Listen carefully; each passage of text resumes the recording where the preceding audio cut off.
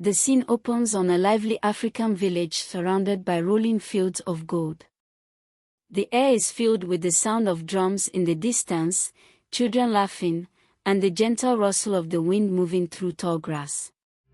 Akwasi, the village storyteller, stands under the ancient baobab tree, his voice rich and inviting. Akwasi begins to speak. "Oh, my friends, gather close and listen well. Today, I share with you a story that speaks to the heart, the story of Emeka the Sower. Emeka was no ordinary farmer, he was wise and known across villages for the lessons his crops taught. The villagers shuffle closer, their eyes wide with curiosity. One morning, with the sun rising like a fiery ball over the hills, Emeka took his woven basket filled with seeds. The basket, a gift from his father, carried not just seeds but the hope of the season. He walked out to the fields, where the dew still clung to the earth like diamonds. As Akwasi narrates, a gentle drumbeat echoes, mimicking Emeka's steps across the field. He reached into his basket and cast the seeds with a wide, sweeping motion, his hand moving like the flight of a bird. Some seeds landed on the footpath, the ground hard and beaten by countless footsteps. Before the seeds could settle, a flutter of feathers filled the air.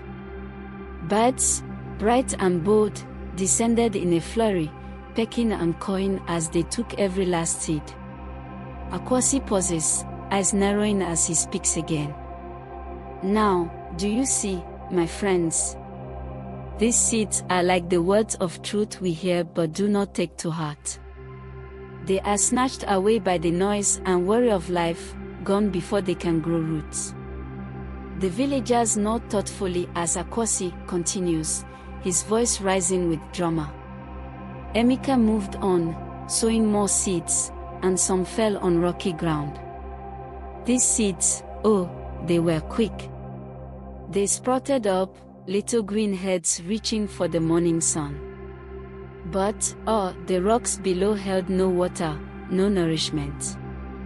As the midday sun blazed down, their leaves shriveled, calling in defeat.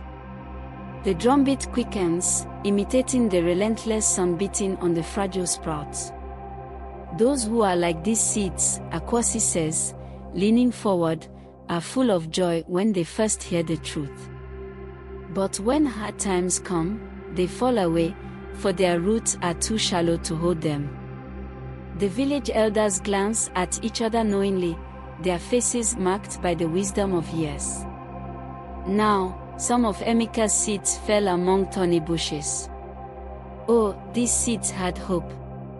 They grew tall and proud, their leaves bright.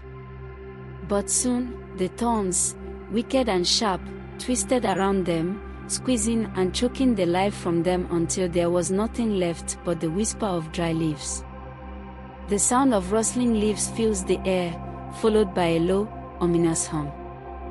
These thorns, Akwasi says, voice low, are the worries that wrap around our hearts, chasing wealth, fearing loss. They steal our strength and push away what matters most.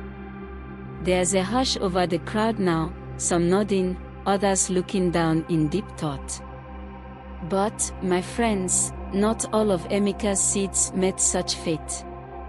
Some fell on rich, dark soil, the kind that cradles life and gives it a home. Oh, how these seeds grew! Tall, green stalks, crowned with golden heads of grain. They whispered in the wind, singing songs of plenty.